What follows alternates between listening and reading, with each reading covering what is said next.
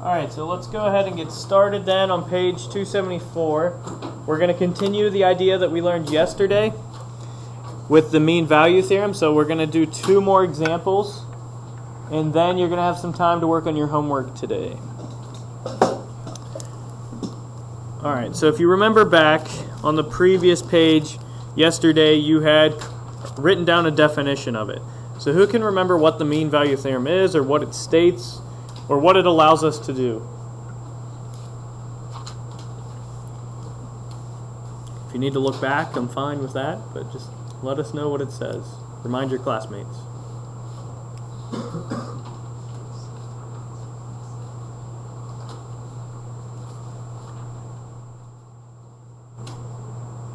What did we ultimately find out about the mean value theorem? What are we able to conclude when we use it?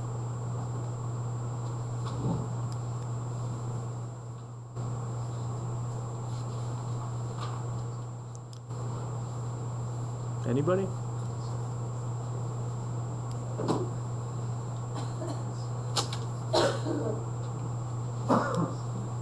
Thank you.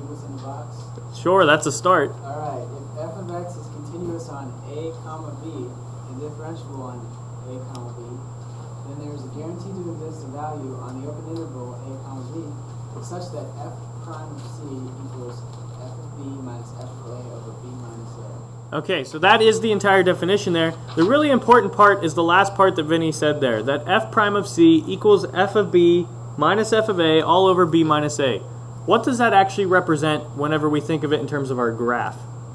What did we find out yesterday? In terms of our graph, it actually represents what? Because we're saying two things are equal to each other. What are those two things we're saying are equal to each other?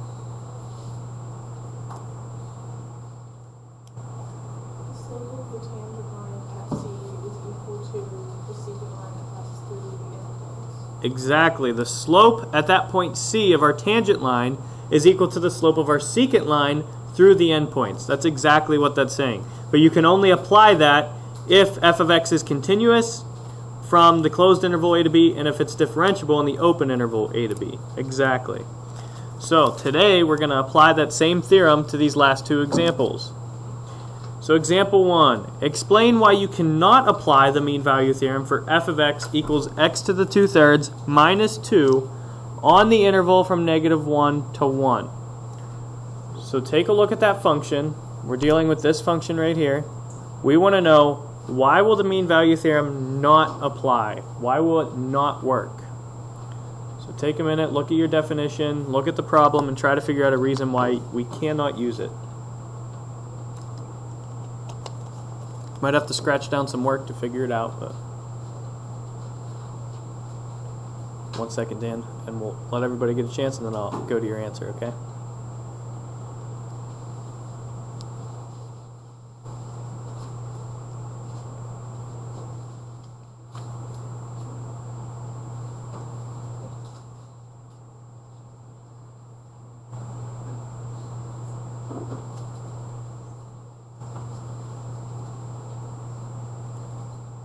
Okay, Dan, what are you thinking? Well, if you were f of x at a 0 is not a differentiable, because if you were to get the derivative at that, then you would get a error at x equals 0 there, which, since 0 is on the interval -1 to 1, that violates the mean value theorem, because the whole function has to be differentiable on the interval a to b. Alright, so very good. So that is correct. Let's think about it one step at a time. So the definition first says continuous. So that should be the first thing you check. Is the original continuous from -1 to 1? Can you plug any x value in and get an answer from this function? Yes. So step 1, yeah, that works. Step 2, what Dan was talking about, we need to take the derivative.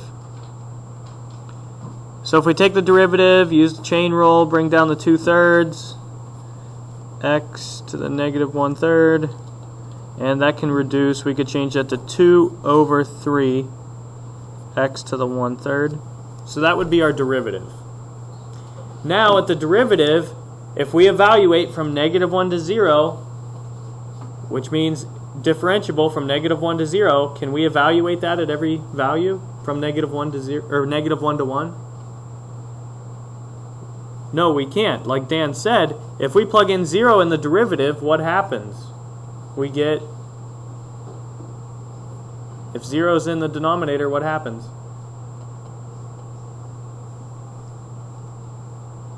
Undefined, yeah, so that does not work. So, undefined at x equals 0, okay? So that violates the mean value theorem. So formally what we're going to say is since f prime of x is undefined at x equals 0, f of x is not differentiable on -1 to 1. So we're not saying that all the intervals are not differentiable, just from -1 to 1 is not differentiable. So the mean value theorem, MVT, cannot be applied.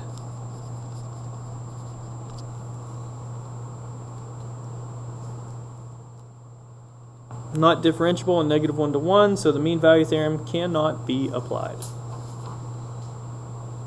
And that's the end of the story for that problem. We can't do anything else at this point. Nothing works there. Alright, let's go to the second problem. Find the equation of the tangent line to the graph of f of x equals 2x plus sine x plus 1 on the interval from 0 to pi, at the point which is guaranteed by the mean value theorem. So again, this has kind of two parts to it. First, we need to make sure the mean value theorem works. If it does, we have to find that value of c. And then if we can find that value of c, we're using that value of c to find the equation of the tangent line. So really broken down into two pieces. From 0 to pi, if we plug in any values, is this continuous? Can we plug in any value from 0 to pi? Anything we plug in, yeah, we're going to get a value. Nothing's going to go undefined or anything there, so it is continuous. Differentiable, so let's think about the derivative, f prime of x. The derivative of this, what would it be? Somebody help me out. List out the derivative.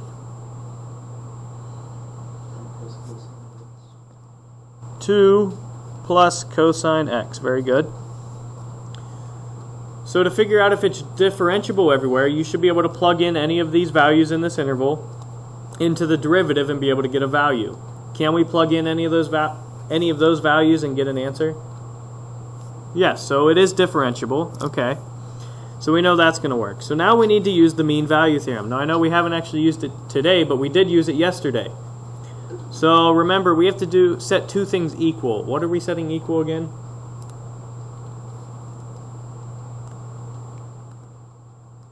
We can use the mean value theorem, so now we're setting two things equal. But what are those two things?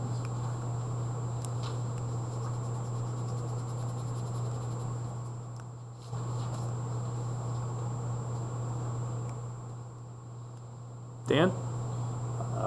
F prime of x has to equal, I believe it's fb minus fa over b minus a. Okay, so I know this 2 plus cosine x has got to be equal to something. It's going to be a fraction over here. But do I know what those values are yet that I have it equal to? Where do I get the a and b values from?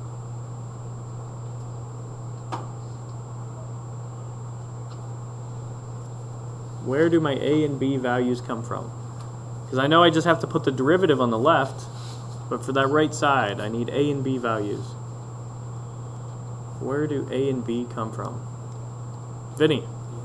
The interval, they gave it to us. So we know right away we're going to have the pi minus 0. That's going to be our b minus a.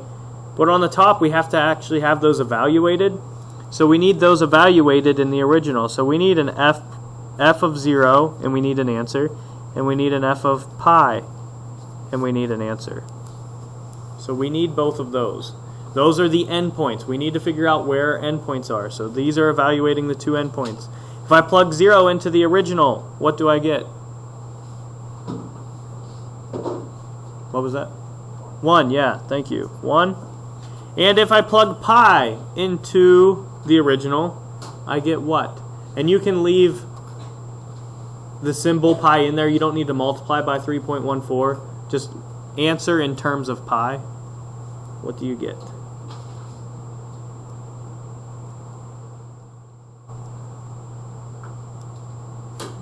So if you plug in for x, that's 2 pi.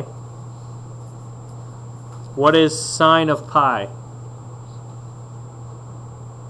Sine of pi. Think of your unit circle. Sine of pi is what?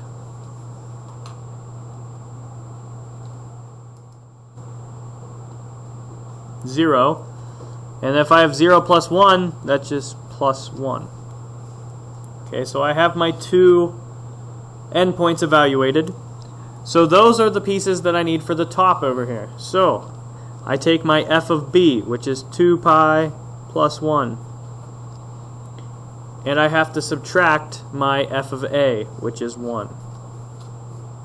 Okay? So on the left, I still have 2 plus cosine x. On the right, I have 2 pi plus 1 minus 1, so I know the 1's are going to cancel. And then I have 2 pi over pi, so what else is going to cancel? The pi, so I'm just left with 2. So those cancel very nicely. Again, we're trying to figure out what our x value is. That's ultimately what we want. So if we subtract 2, we get cosine of x equal to 0. So again, this is where you have to think about your unit circle. For what x values, if we take the cosine of them, does the cosine equal 0? What values, if we take the cosine, will you get 0 as your answer?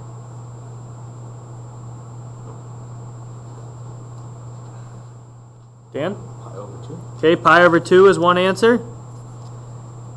There's another one. On the unit, we're just thinking of the unit circle now, so what would be your other answer that could be 0? 3 pi over 2. So first we're just listing out the answers that could be cosine of 0. Now you have to take into account what in the problem though? The interval. Are both of these within the interval? No, the 3 pi over 2 is not. So really the pi over 2 is the only one that we're looking at. So what we found, we used the mean value theorem. Ultimately at the end we found our c value is pi over 2. Okay, so this is using the mean value theorem right here.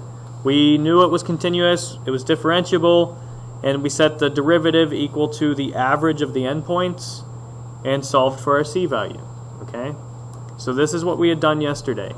Now they're telling us to make a tangent line at this point C. So what two things do you need for an equation of a line?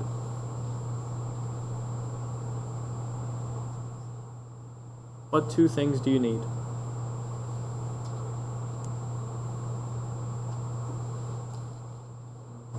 Point and a slope, thank you. So we need a point. We know that point has to be at what x value? What x value does this point need to be at? Pi over 2. We found that right here, exactly. They want us to use that pi over 2. So go ahead and evaluate your original at that point. Again, your answer, you can leave pi in your answer, but find your answer for f of pi over 2. When you find your answer, let me know what you get.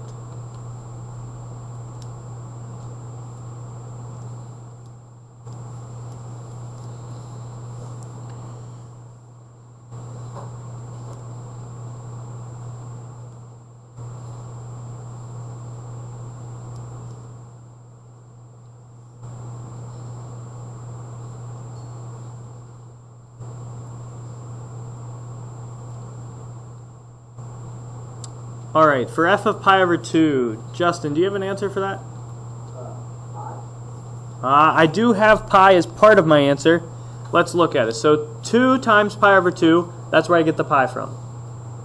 What is sine of pi over 2? 1. Okay, so I have 1 plus 1, which is 2. So I have pi plus 2 as my answer. Okay?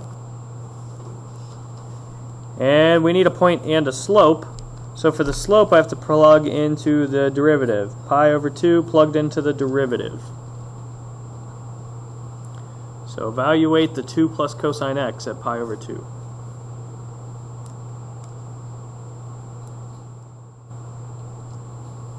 Plug in pi over 2. You're going to get 2 plus what? I think I heard it over here. Alexis? Cosine of pi over 2? Yeah, it's 0. So 2 plus 0, so we just get 2. Yep. So we know the slope is 2 and we have our point. Now we can create the tangent line just like we would with any other problem we've done up to this point. Y minus our y value of the point, pi plus 2, equals our slope, and x minus our x value.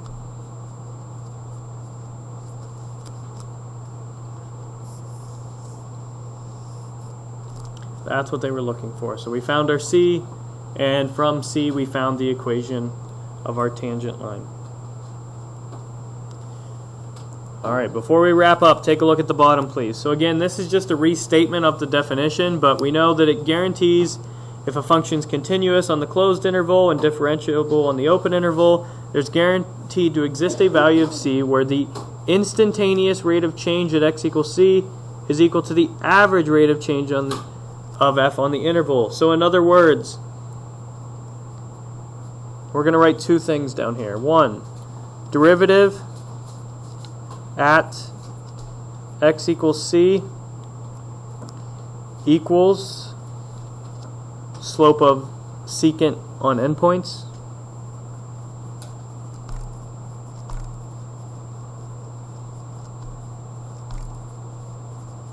So that's what we've been discussing through all these problems. The derivative at that point, which is what we did up here, is equal to the slope of the secant on endpoints. So exactly what we did.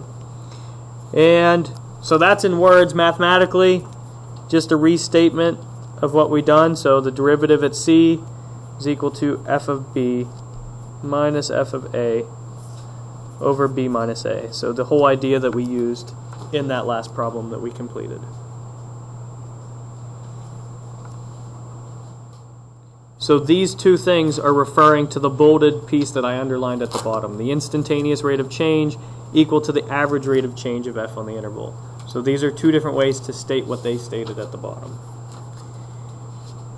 Alright, from there, for the rest of class, you have quite a bit of time. I would like you to please start on your homework. If you have questions, I can help. If you want to work with a neighbor, you can work with a neighbor. But get a start on your homework before the long weekend.